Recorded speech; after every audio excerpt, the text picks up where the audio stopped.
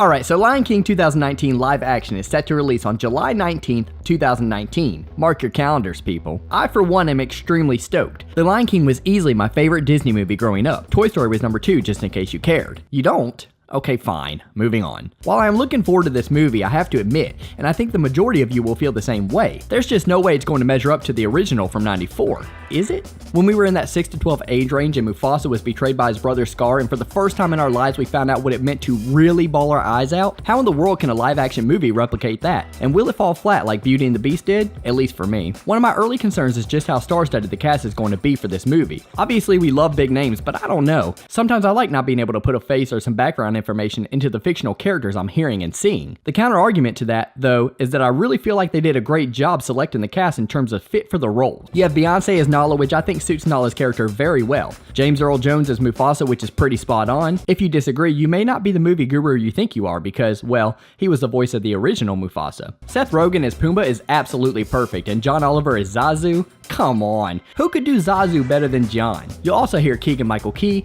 Billy Eichner, Amy Sedaris, and Eric Andre to name a few. The one disagreement I have with the cast is Donald Glover as Simba, which of course is a big deal considering he is the main character in the movie. How are you gonna get me to believe that a man who is 5'9", 174 pounds is the supreme leader of African wildlife, the strongest and toughest of beasts, and the absolute king of the jungle, let alone that he is dating Queen Bee and she is madly in love with him?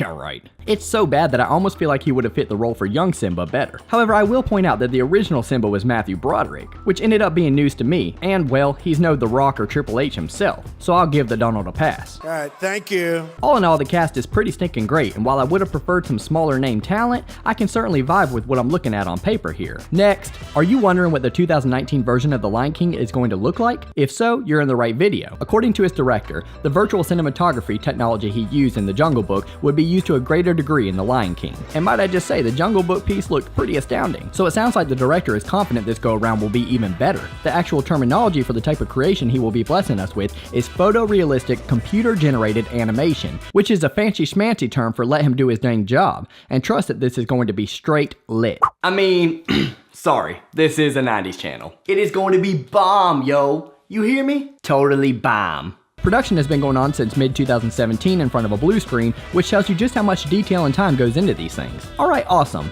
We've learned a lot so far, but what we all want to know is, what about the plot? What's it going to look like? Are they going to create it scene for scene like the trailer suggests, or are they going to mix it up a bit, add some spice, and put in a new twist to the original? Well, the answer for that appears to be a little bit of both. According to Sean Bailey, who is Disney's president of production, The Lion King is a revered and beloved movie, so you'd better revere and love those parts the audience wants. But there are things that are going to be new, and it is a new form of filmmaking. Historical definitions don't work. It uses some techniques that traditionally would be called animation, and other techniques that would traditionally be called live action. So to sum that up, it's going to keep the biggest of the bigs like Mufasa's tragic death and all its detail, Timon, Pumbaa, and Simba growing up right before our eyes throughout the entirety of Hakuna Matata, and it better, and I mean better, keep Nala and Simba rolling around on the ground until Nala ends up on top and saying, Pinja again. I will literally go on strike if they leave that part out. But outside of that, it appears that Hollywood is going to make some minute and teeny tiny changes to make this one all their own. And you know what?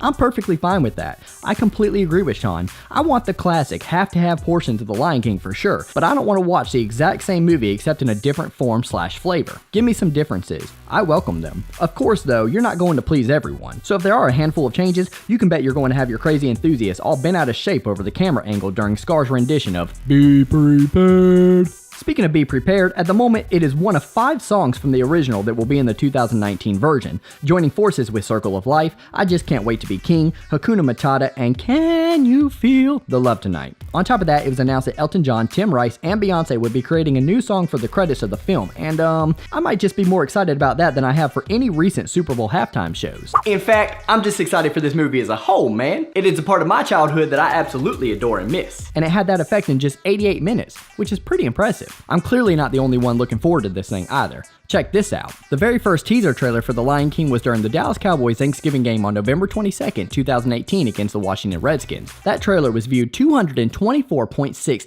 million times in its first 24 hours. Wow.